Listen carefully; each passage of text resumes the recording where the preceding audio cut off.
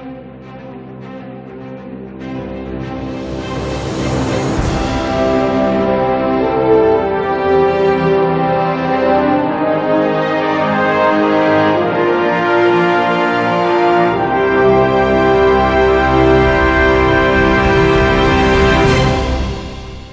everyone, and welcome to the second episode of the Let's Schmooze vlog. I'm Doug Ebach. I'm the original screenwriter for the movie Sweet Home Alabama. Each month, I'll bring on guests for discussions on topics related to writing for various entertainment media. Today, my guests are Eugene Son, who has written for animated shows like Avengers Assemble and Star Wars Resistance, and he's written comic books such as Ultimate Spider-Man. We have Ben Raab, who has written for TV shows like Arrow and The Flash, and has written comic books, The Phantom and Legend of Hawkman, among many others. And then we have Spiro Skentzos, who has written for TV shows Grimm and Arrow. He's also the co-chair of the WGA's LGBTQ plus committee, and he hosts the Intro to TV Writing panel at Comic-Con, which is going into its 10th year, I understand. So the panel, not Comic-Con. Comic-Con's going into its 51st year. All right, so I want to start out by talking about Comic-Con, and it's a big networking thing. People know it as like the pop culture typical convention with the exhibition space and panels and stuff, but it's also a big networking thing for people in the entertainment business. So I'm just curious if you want to talk about how it has helped your career, and maybe we'll start with Spiro. Or not to say how it's helped your career, but like how it interfaces with your career. I don't know. I can't quantify how has it helped my career, but I know it's when I see more friends down there than I do here. Like I think Ben, that's when I see you. I see you more down there than I see you in LA. Yeah. Comic-Con is great because, I mean, it's just great to be amongst your people. Your fellow geeks who love comics, and art and all that stuff, and to be able to meet up with. Then again, a subset of people who are geeks and also who are writers and then work on shows that you love, it's always just great to be able to meet them. And I don't want to say network because it sounds so like networky, but to like meet them and find out, like you meet new friends who are also writers and comic book fans, and it's a great way to connect. Cool. Ben, do you have any?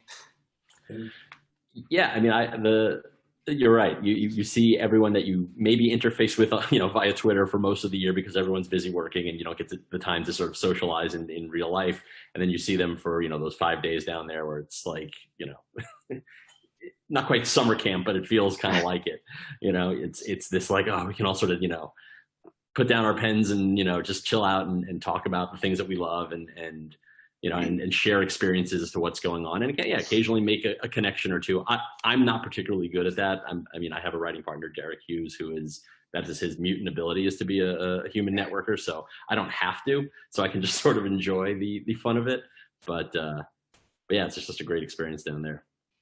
Yeah, and I know I have jokes with friends about we both live in LA, but we only see each other at Comic-Con, which is in San Diego. So there's something about that isolation, I think, in a way that helps. Eugene, I think you have a pretty good story from Comic-Con. Yeah, I'll start with with what you were just saying about that we only see each other down in San Diego. It's absolutely true. We all live in Los Angeles and we don't ever see each other anyways, because if you live 5 miles away, it's like, it's too far. And plus we're all with the nature of the industry, we're so busy, we're in our bubbles, we're doing our thing. And so you sometimes have best friends that you don't talk to for 3, 4, 5 months just because you're doing your thing. And so when you come out of your bubble and you have time to like, hey, I'm going to check in what my friends are doing. It's like, that's just totally the normal thing. Every 3, 4, 5 months, you'll hear from somebody like, hey, what are you working on? Because you've been you've been out of it, but that's just the way the nature of our lives here. And then, San Diego is absolutely the excuse where we put our pencils down. We go there for 5 days and we hang out in the convention center and in restaurants and in bars, and just walking from one place to another, you run into somebody that you haven't seen in years and catch up with them, and getting that FaceTime and just seeing them and be able to remind yourself of what they're doing and that guy is so great. I haven't seen him in several years. There's a huge part of the Comic-Con experience. It makes it so much fun. It's not even going to Comic-Con that's the draw of it so much anymore, or seeing the things or watching the panels or watching the trailers, because you get a lot of that online instantly. But it's that connecting with these people that were so great and share your passions and love doing what you're doing, and and you get to run into those guys in there. You inspire them, they inspire you, and that's half the fun of Comic-Con now.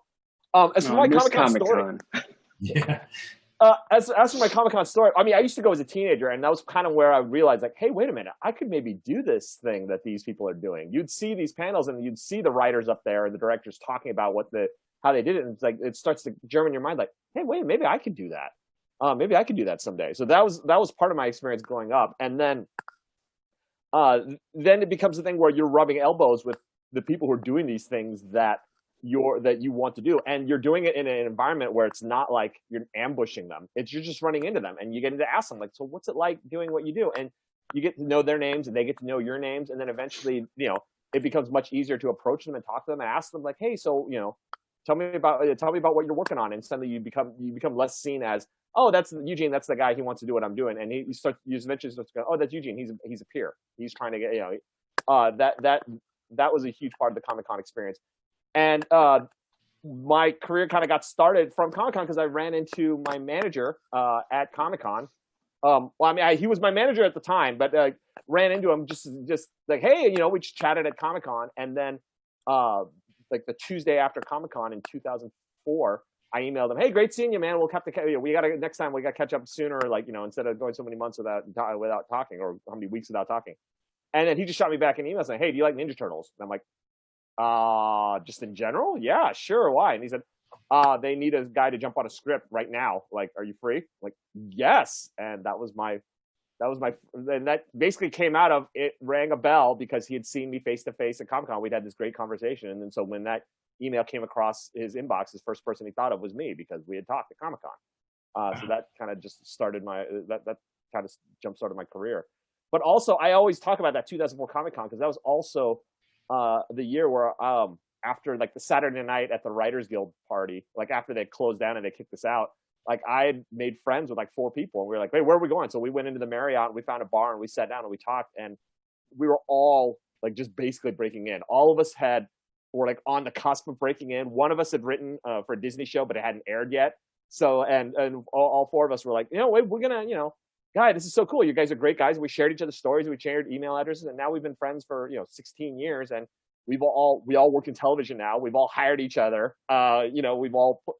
We've all worked for each other. We're all peers now, and that all just started from a late night conversation at Comic-Con.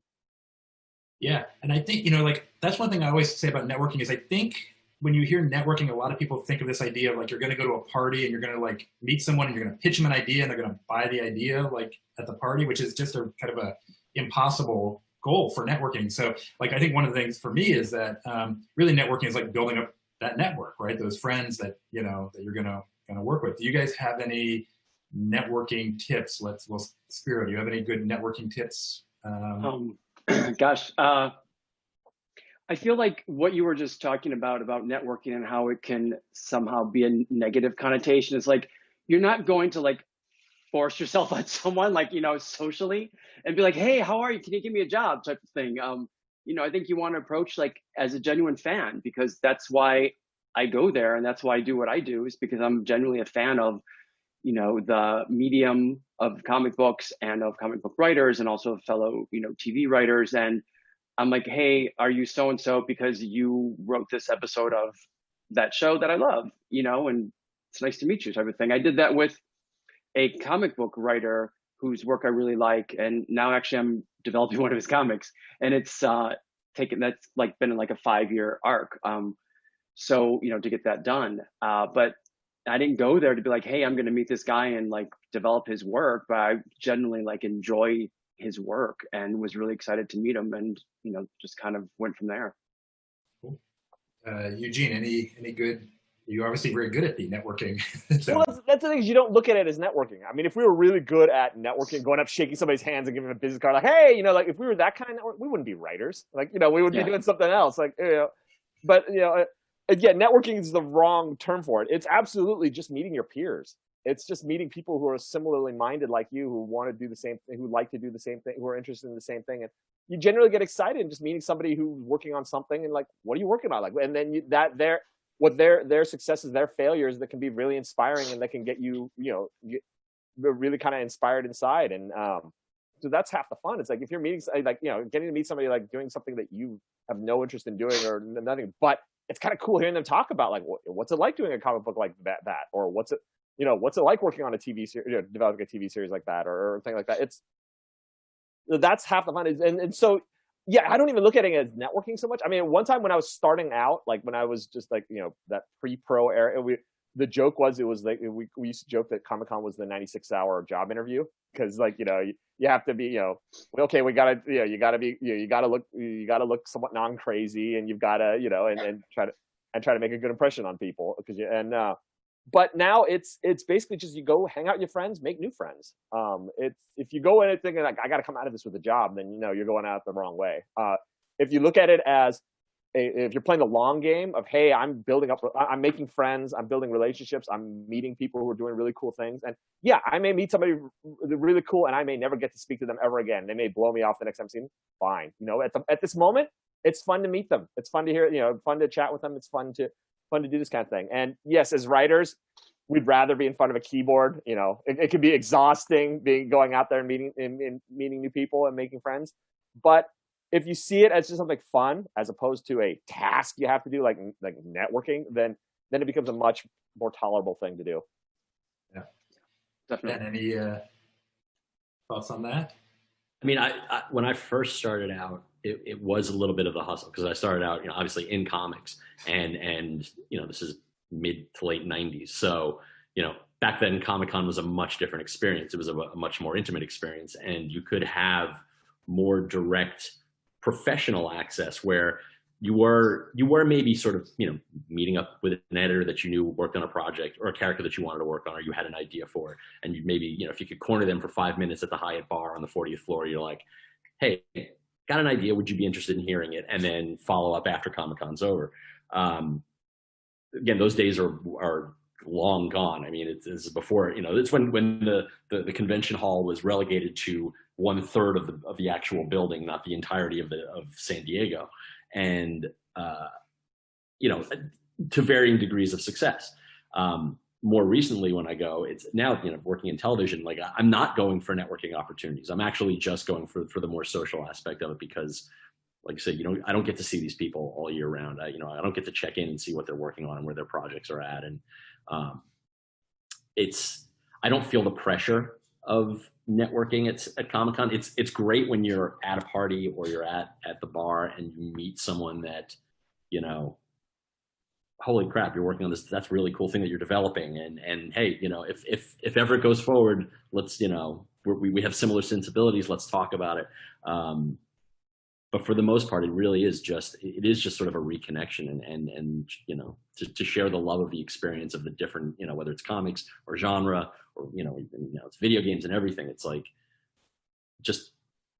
I don't see the people that come up to me and are trying to like pitch me stuff, or like, hey, what do you think of, like, nah, it's an immediate turn off, and it's immediate like, okay, I'm happy to hear about what you're working on, but don't think that I'm the guy to make it happen for you, because, I don't really have any power. So, I'm kind of in the same boat you are. It's the truth. But I feel bad for people that kind of think that this is their chance to make their big mark. You make your bigger mark when you're just yourself, and like you guys are saying, like you're there for the love of similar things. And if that comes through, then it becomes, hey, let's keep in touch. Tell me about it, when we're not doing this, because, I just want to hang out with my friends. That's really what I'm at Comic-Con for. Yeah, I had experience one time where I was a composer actually just cold called me, which is also not a good way to network. But a composer asking me to help him out with his career. I'm like, I'm a writer. What do you think I can do for a composer, right? Like, there's this idea of like, I just meet someone in Hollywood and they're gonna help me out. And yeah, I also think it was interesting to talk about like the reconnection aspect, because I do think that's an element of the networking where people get jobs from people they know, and you lose touch with people. So just reconnecting is actually part of maintaining your career too. And hopefully it's like you guys are saying, a fun part.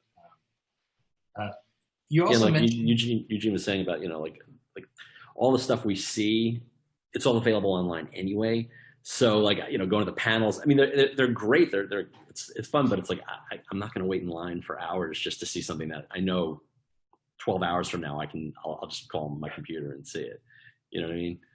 So Yeah, that's an interesting change this year too, because I don't know if people watching don't know that Comic-Con obviously was canceled for the pandemic, and they're doing Comic-Con online, which I think is great actually, because so many people don't get to go because it sells out so fast. And I think all of us are in a fortunate position where we can get pro passes, which guarantees that we can get a pass anyway. Now everybody can watch it. I'm a little worried now that I can see all of it, that I'm going to be going to Comic-Con for the rest of my life. So, but because when you're in San Diego, you have to choose, right? Am I going to see this one? Am I going to see that one? But yeah, it is a great opportunity now to just watch all the panels, but you do lose the kind of social aspect.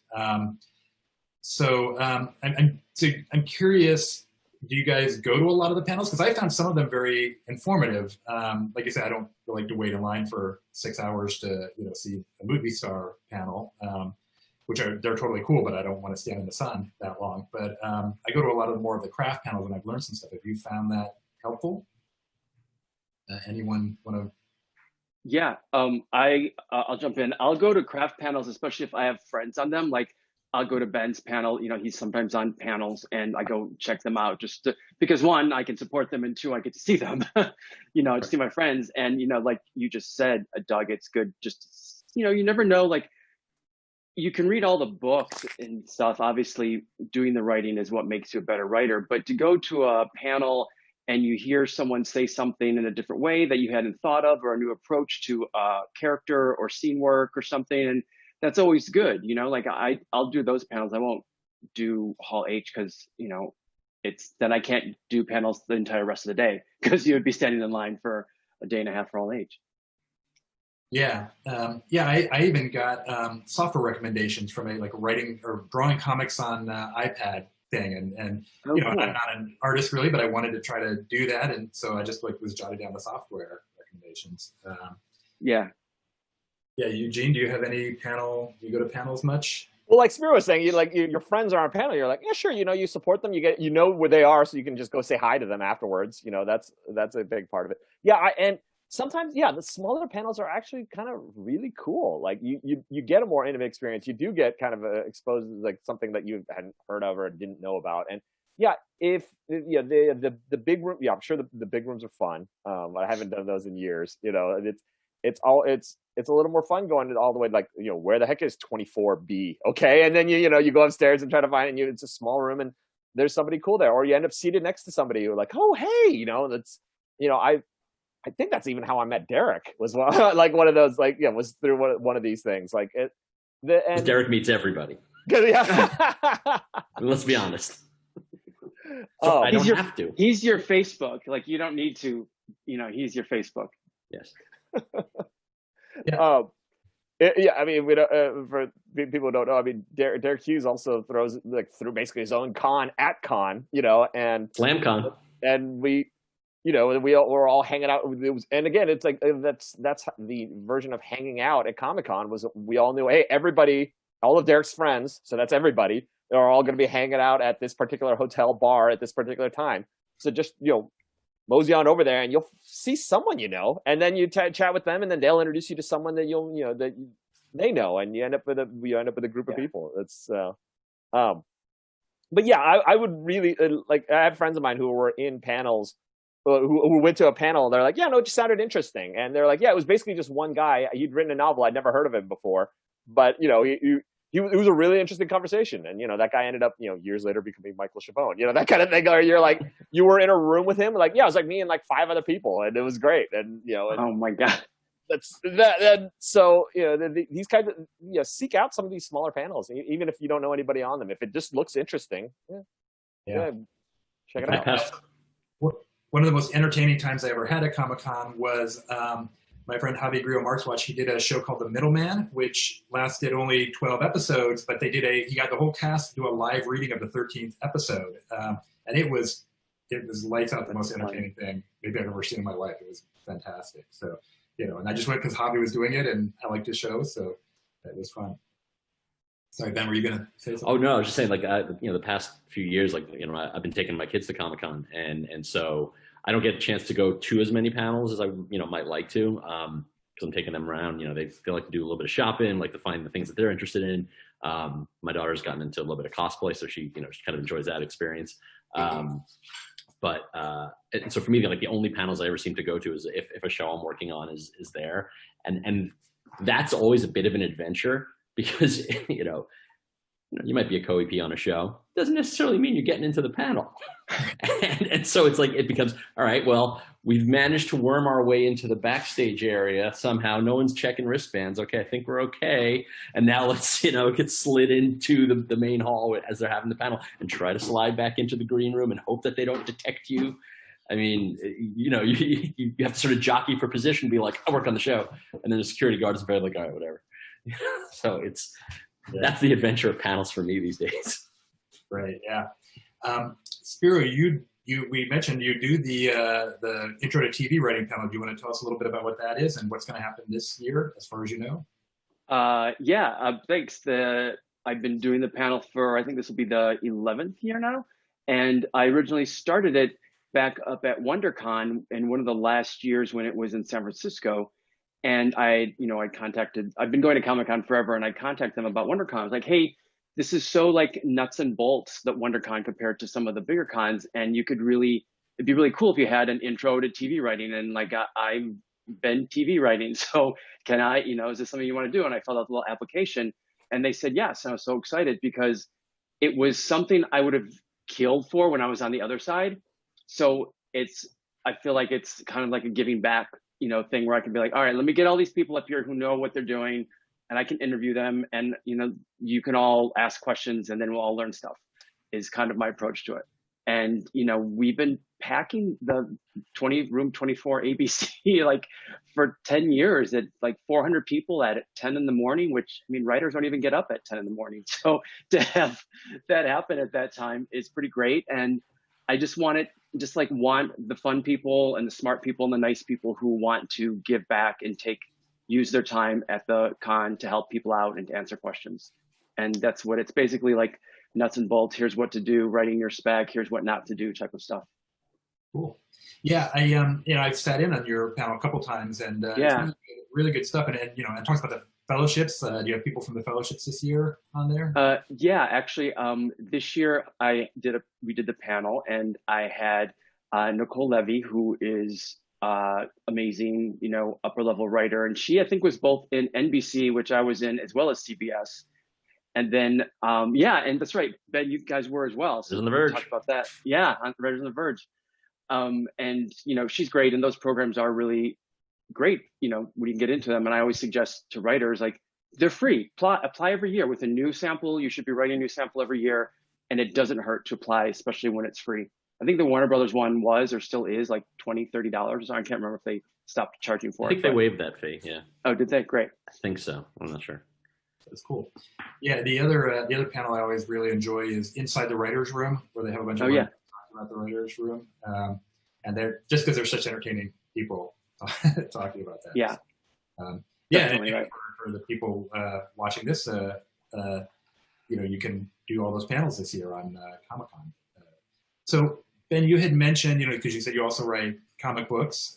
Did you do comic books before TV?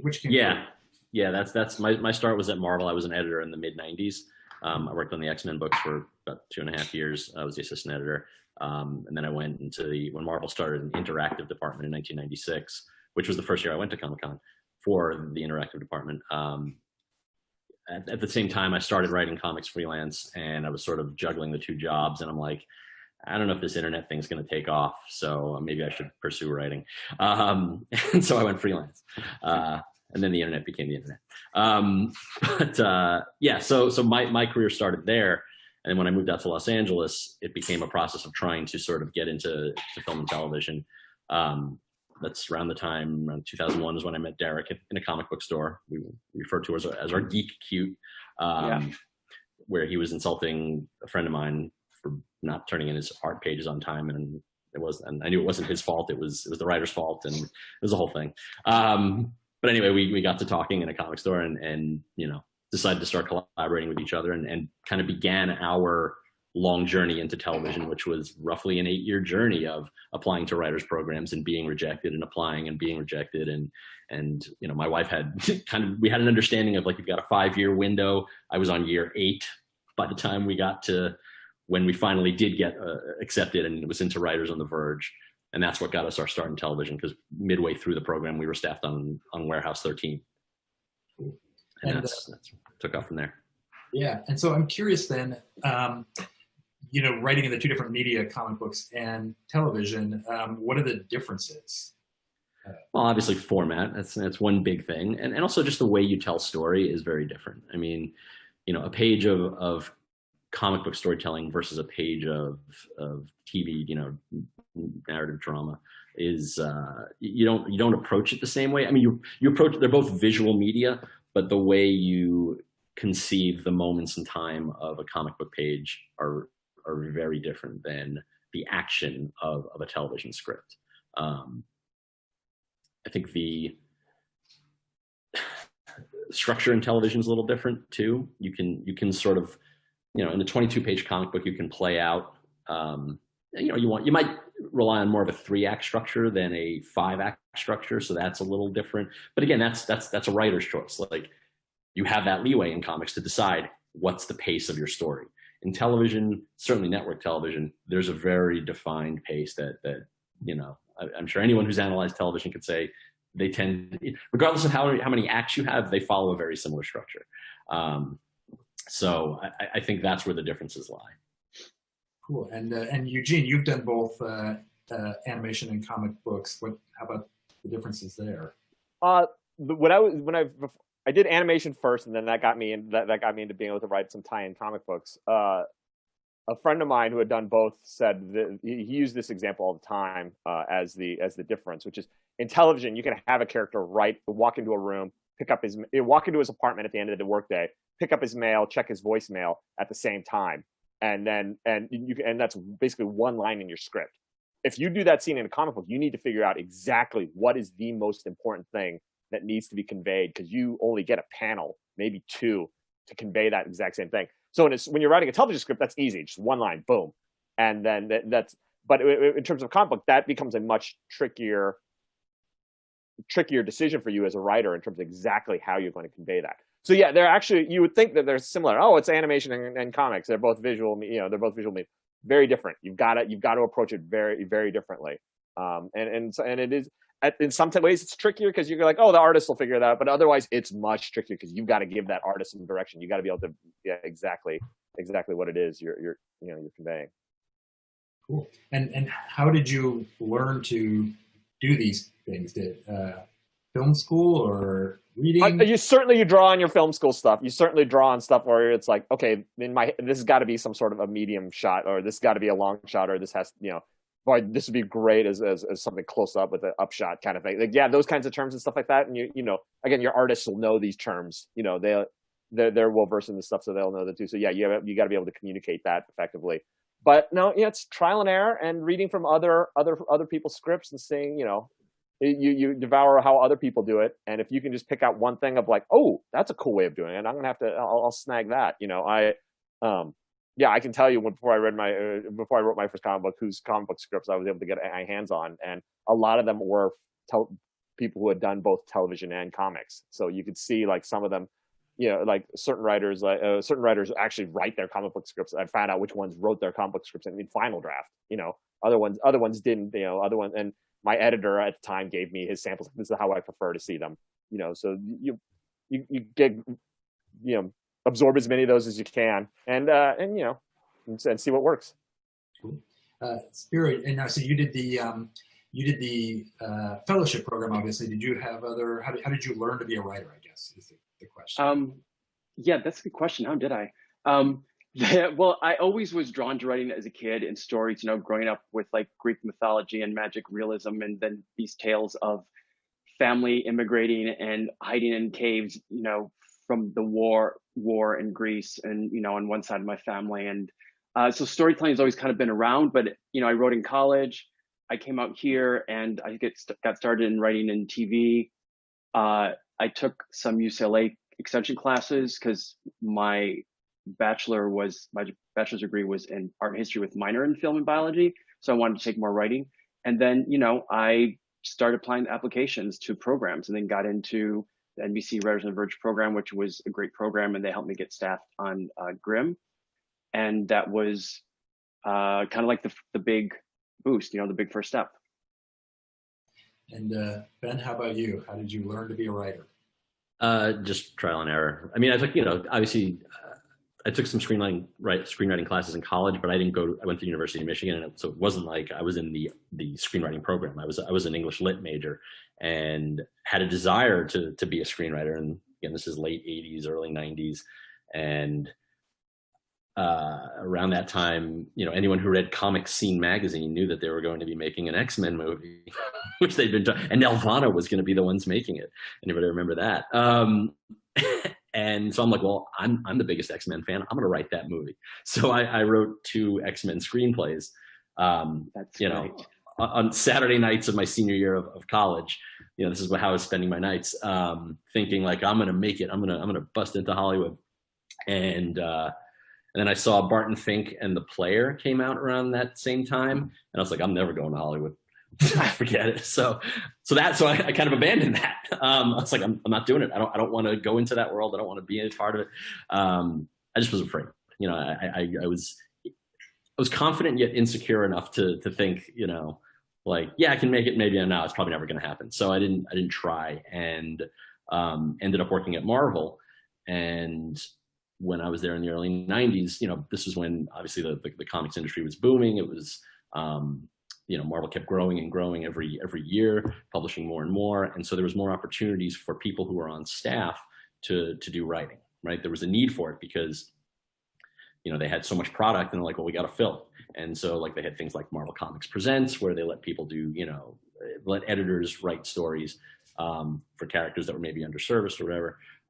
There was Marvel Age magazine. There was a lot of, ancillary things. And I got my start writing some articles for those things. And then just being around and just being in the editorial pool, you heard opportunities pop up. And I got to write my first published comic story was a Giant Man backup in Avengers 375. So it was a double-sized issue that, needed an 8-page story. And they were happy enough with that. And they gave me a Black Widow story several issues later to do a backup.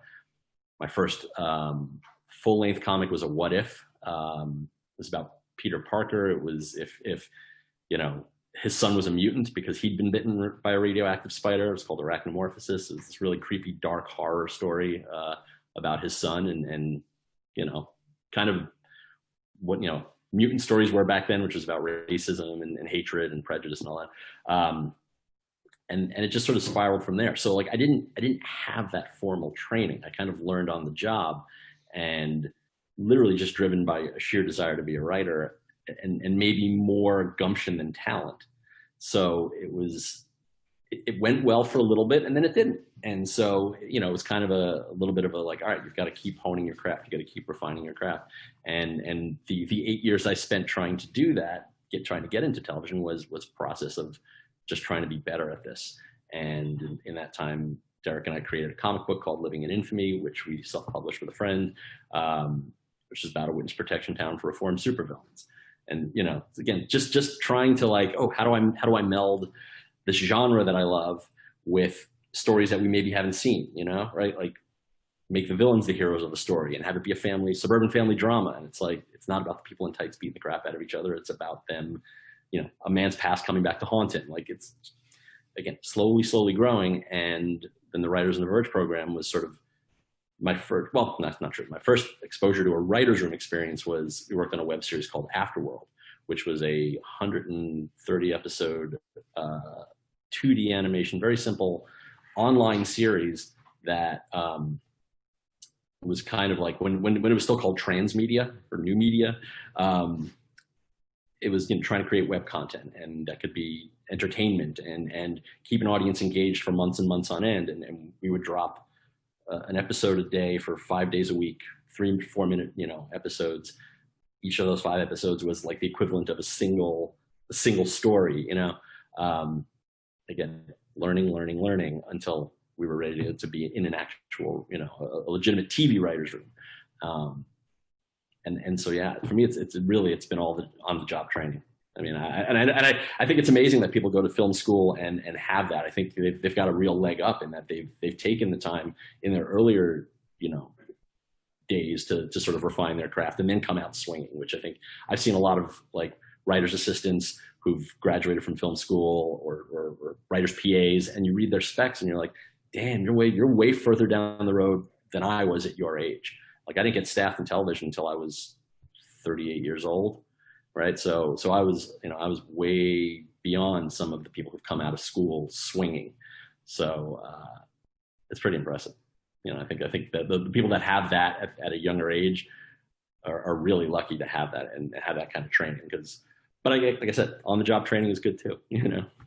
Yeah. Well, and I do think there's something about like being around the business. You know, like you talk about you working at Marvel, and then you as an editor, and you get the chance to write a script. Well, you've seen how scripts work, and you've talked to writers, and you've kind of seen that process. So I do think that's something like people that and kind of bring it back to Comic-Con again, people that want to do this sort of thing need to go to surround themselves with that stuff. And like Eugene was saying, reading the comic scripts and like, you know, that you can learn that way. School's not the only way or possibly even the best way to learn. So, Right. you know, I do think that's an important thing. Eugene, we haven't talked about the animation world too much. Do you want to talk a little bit about just the way animation writing works and how you, I don't want to make, that's a big topic, I guess. Just a little bit about how you got into, we know how you got into animation through Comic-Con, but like how you get new jobs and so forth in animation. Well, it's its own weird smaller subsect within the bigger television world. So there's so many things that are just the same, and a couple little things that make it a little different. Like one of the joke we usually make is there's less money, so there's less ego in animate. And I specifically work in like, you know, most of my work has been in like kind of that non-prime time, that non-prime time animated stuff, or, you know, a lot of it for Cartoon Network, Disney Channel, that kind of thing. So it's a lot of it is skewed at a younger audience. And so there are a lot of similarities, but things that are a little different. Like the big key is like often like in regular primetime television writing, you know, the idea of freelance writers and freelance scripts is an old ancient kind of thing, that there used to be writers back 40 years ago who could make a living writing primetime television as a freelancer. You can't do that now. You have to be on staff, or you know, to make a living doing it in primetime television. In animation, you could still make a living doing it as a freelance. There are more assignments available, that kind of thing, in terms of opportunities for freelance writers. But it is a slightly different beast. There's definitely certain things in terms of, and it leans kind of towards comic book wise, where it's like whatever you come up with, somebody has to draw it, you know. And the same thing comes with in animation. If you come up with a good joke, or you come up with a good you know, set piece, somebody's got to be able to draw it. It's got to be with, you know, it's got to be an action with it that you can communicate effectively through, you know, to an artist who can be able to say, okay, yeah, I know exactly what he's talking about, and I can make that, I can do that with a pencil. But otherwise, yeah, I'm trying to think of what else makes you know, animation different. And so also there's a little bit more in terms of like in primetime television, the writer, you know, the showrunner is the writer. In animation, the showrunner is usually the director, or their director is working in partnership closely with the writer showrunners, because everything's got to be able to be drawn. You know, the director and the visual style becomes much more of a bigger component of producing the TV series. You work a lot more closely with your directors, which is, you know, different than primetime television. But I mean, otherwise, when it comes down to it's still all about storytelling. It's still about the nuts and bolts of, you know, how do I tell an effective story within the pages that I've got, and make sure there's nothing wasted in every line, every scene. You know, everything counts, and every character, and you know, and every character matters within the context of the story you're trying to tell, within the, you know, and get it in on time. Otherwise it's still the same. Yeah, that's you know, I think one thing about being a professional, obviously, is that you have to learn to meet deadlines and work within a system. So, all right. So I guess I'll finish with kind of like one final question, which is any particularly great Comic-Con memories you want to share? Does anybody have a good memory or story? I was backstage in Hall H the year of the stabbing. Oh, yeah. I'm sorry, it's Oh. not funny, but just to say it like that is like, what? I had a backstage pass that year, and that was the year of the Geek on Geek crime where someone took someone's seat. And the next thing I knew, it was on lockdown in backstage. Cause like, Ryan Reynolds, he did Green Lantern, right? Yeah, he was there, and like Sigourney Weaver. And so like they rushed everyone out from backstage into an elevator and up to the green room. And I got swept up with them. And so I'm standing in this green room, and like, there's Sigourney Weaver, there's Harrison Ford, there's James Bond. It's like I can't like rush any of them and talk to them and geek out with them because I'm supposed to be a professional. But I was there as a guest of a friend who had a backstage pass, and that was my most exciting Comic-Con ever. That's awesome. Well, you guys are thinking of one. Maybe I have a kind of similar story where I have a friend that I met at a film festival, the Durango Film Festival. We both had short films there years and years ago. And since then, he sold a reality show to True TV called Impractical Jokers. So he's Murr, if anybody knows Impractical Jokers. And so when that show was pretty new, I was just sitting in the Hard Rock Hotel Cafe, just having dinner by myself because I don't know, whatever, I couldn't find anybody to eat with me. And I was looking through Twitter and I saw him tweeting about Comic-Con. So I texted him and said, "Hey, are you at Comic-Con? Because I'm here." And he's like, "Yeah, I'm at a party at the Hard Rock and you want to come up?" And I'm like, "I'm downstairs, I'll come up." And so I go up there, and there's like a big long line of people waiting to get in with the guy with the clipboard, that guy with the clipboard that won't let anybody in. So I just stood off to the side, and then I see like Murr kind of come down the stairs and whisper to the woman and point to me, and she like waved me over, and they brought me in, and he's like, "Yeah, we're talking to M. Night Shyamalan. You want to meet M. Night Shyamalan?" And I was like, "Yes, sure." So next thing I know, I'm at this party with like M. Night Shyamalan and like the guys from Impractical Jokers, and just because I was following on Twitter, And there's a good example also. So I met at a film festival when we were both like really nobody, and then time goes on. So that was kind of my most exciting Comic-Con moment. I mean, for me, my favorite memories of Comic-Con, I got to say, are really just the quieter moments. Like, it's always cool to see the celebrities and the stars and like interact with them. I like it, and it's always fun and surprising. I mean, when Warehouse 13 premiered, it was really neat to sort of be there and to have my first television job be well represented at the con. Like they had, they decked out the Hard Rock restaurant, was all sci-fi because it was the sci-fi rebranding SYFY, back in 2009 or 2008. Wait, no, nine. And, so it was like, holy crap, I feel like I'm a part of Comic-Con as opposed to just being present at Comic-Con for once, which was kind of neat. But honestly, like, I think my favorite memories were just like getting there on a Wednesday, walking the floor on preview night in, long time ago, and then just sitting at the bar with my good friends and just having a drink and not knowing what the con was going to be, but just the anticipation of what that weekend was going to be. That was always there's just something very special about that. And I cherish those quieter memories. Yeah. I've got two I couldn't decide on. One was in a panel. One memory is being in a panel where they were going to air a cartoon that I had written. And I was sitting there, I was really excited. And we're going to air this cartoon. And the two young people in front of me went, "Oh God, this show sucks." And I was sitting behind them going, "Oh, great." But they aired it. And every time they laughed, I was like, yes, that was the greatest feeling on earth. Because by the end of it, they had a good time. And I was like, phew, that felt really good. My favorite Comic-Con memory is similar to what Ben was talking about. It was one year where I was like the noise and the crowds and the hall was just driving me nuts, and I was like, yeah, I just gotta get out of here. So I went next door to the Marriott, and I went and I found a empty couch open across from the lobby bar at the time, and I was like, oh, perfect. And so I got a drink, I sat down at that couch, and was like, oh, okay, this is good. I just need some minutes to decompress. And while I was sitting there, somebody was going to their room in the Marriott was walking by. I was like, hey, and they're like, hey, what's going on? What are you doing? I'm like, I'm just getting a drink. That sounds like a great idea. I'm like, dude, get a drink right there and then come join me. They went and got a drink, sat down. We had a great conversation. As we were talking, somebody else was going to their room.